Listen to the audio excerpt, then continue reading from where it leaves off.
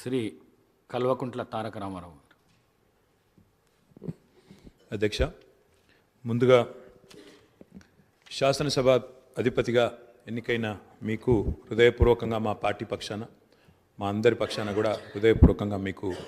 అభినందనలు తెలియజేస్తూ, మా పార్టీ అధ్యక్షులు పెద్దలు శ్రీ కేసీఆర్ గారు వారు దురదృష్టవశాత్తు వారికి కొంత గాయమయ్యి హాస్పిటల్లో ఉన్నప్పటికీ ఎప్పుడైతే ఈ ప్రతిపాదన శ్రీధర్ బాబు గారి ద్వారా మరి వారికి వచ్చిందో వెంటనే ఒక క్షణం కూడా సంకోచించకుండా, రెండో ఆలోచన లేకుండా తప్పకుండా సహకరించవలసిందే అని చెప్పి ఏకగ్రీవంగా ఎన్నిక కావడానికి వారు మాకు ఆదేశాలు ఇవ్వడం జరిగింది. దానికి అనుగుణంగానే నిన్న మీ నామినేషన్లో కూడా మేమందరం కూడా పాల్గొనడం జరిగింది. అధ్యక్ష, మీతో వ్యక్తిగతమైన అనుబంధం కూడా నాకు చాలా ఉంది. మీరు 2009 శాసనసభకు ఎన్నికైన నాడు నేను కూడా మీతో పాటు సహచర శాసనసభ్యుడిగా ఉన్నాను. ఆనాడు తెలంగాణ ఉద్యమంలో కూడా మీరు మీ వంతు పాత్ర పోషించినారు. 2012 నుంచి 14 దాకా మీరు మంత్రిగా, ముఖ్యంగా మా శాఖకు మంత్రిగా, హ్యాండ్లూమ్స్ అండ్ టెక్స్టైల్స్ డిపార్ట్మెంట్కి మంత్రిగా మీరు పనిచేసిన క్రమంలో ఆనాడు ఒక సందర్భంలో నేను మీ దగ్గరకు వచ్చి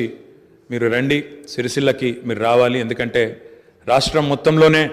టెక్స్టైల్ అంటే సిరిసిల్ల కాబట్టి మీరు తప్పకుండా రావాలి అంటే మీరు కొంత సంకోచం వ్యక్తం చేసినారు మొదలు. మరి ఇప్పుడు ఉద్యమం ఉధృతంగా ఉంది, నేను మంత్రిగా ఉన్నాను, ఈ సమయంలో వస్తే ఏమైనా ఇబ్బంది ఉంటుందా అంటే లేదు, మనం కలిసే పోదామని చెప్పి ఆ రోజు మీరు రావడమే కాకుండా ఆనాడు మరి బ్రహ్మాండంగా మీరు వచ్చి అక్కడ కార్మికుల సమస్యలు విని తర్వాత చాలా సమస్యల పరిష్కారానికి మీ స్థాయిలో మీరు కృషి చేసినందుకు కూడా మీకు మనస్ఫూర్తిగా ఈరోజు మళ్ళొకసారి అభినందనలు, ధన్యవాదాలు కూడా తెలియజేస్తూ, మరి ఒక ఉన్నతమైన సాంప్రదాయానికి ఈరోజు మరి తెరదీస్తూ ఇతర పెద్దలు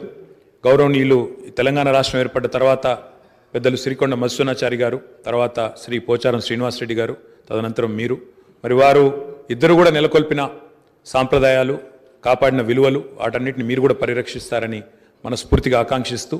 మీ ఉన్నతికి మనస్ఫూర్తిగా అభినందనలు తెలియజేస్తూ, మరి ఇప్పుడే పెద్దలు ముఖ్యమంత్రి గారు, ఉప ముఖ్యమంత్రి గారు, మంత్రివర్యులు కూడా చెప్పినట్టు మరి ఈ సభ అందరి సభ, ఈ సభలో ఉండే ప్రతి సభ్యుడి యొక్క గౌరవాన్ని, ప్రతి సభ్యుడి యొక్క హక్కులను, ముఖ్యంగా ప్రజల తరపున మాట్లాడే ప్రతి నాయకుడి యొక్క, ప్రతి గౌరవ సభ్యుడి యొక్క మరి గొంతును వినిపించే విధంగా ఆ బాధ్యత మీరు తప్పకుండా సమర్థవంతంగా నిర్వహిస్తారని మనస్ఫూర్తిగా ఆశిస్తూ, మరి ఒక సామాన్య ఎంపీటీసీ పదవి నుంచి ఈరోజు శాసనసభ స్పీకర్గా ఎదిగిన మీ జీవితం ఏదైతే ఉందో, రాజకీయ ప్రస్థానం ఏదైతే ఉందో, ఇది చాలామందికి తప్పకుండా స్ఫూర్తిదాయకంగా ఉంటుందని చెప్పి మనసారా ఆకాంక్షిస్తూ మీ బాధ్యతలో మీరు 100% విజయవంతం సాధించాలని మా పార్టీ తరఫున కూడా కోరుకుంటూ మళ్ళొకసారి మీకు అభినందనలు అధ్యక్ష. Thank you.